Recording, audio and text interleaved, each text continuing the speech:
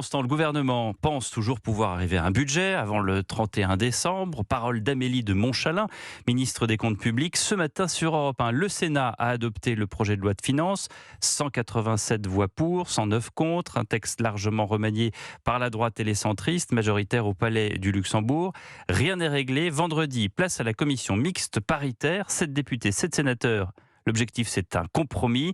Mission délicate, tant les désaccords restent profonds et l'urgence est constitutionnelle. Le budget doit être promulgué avant cette date fatidique du 31 décembre. Sinon, ce sera une loi spéciale. Bonsoir Arthur Delaborde. Bonsoir Pierre, bonsoir à tous. Dans ce contexte, une option s'impose de plus en plus, le 49.3. Effectivement, l'arme constitutionnelle revient au centre du jeu. Les appels au 49.3 se multiplient. Gérard Larcher, François Hollande ou encore désormais Elisabeth Borne, l'ex-première ministre, est claire. Il faut un budget avant le 31 décembre et éviter une loi spéciale jugée insuffisante et dangereuse sur le plan budgétaire.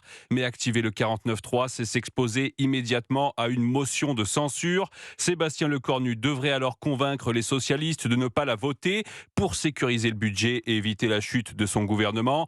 Pour l'instant, selon ses soutiens, le locataire de Matignon ne compte pas changer de stratégie en renonçant à sa promesse de ne pas dégainer le 49.3. Il continue de parier sur l'usure du Parlement et sur l'effet calendrier à l'approche des fêtes. Nouveau test pour lui dès demain. L'Assemblée se prononce une dernière fois sur le budget de la sécurité sociale. Un vote serré qui doit convertir sa victoire arrachée la semaine dernière sur le texte. Merci Arthur Delaborde du service politique d'Europe.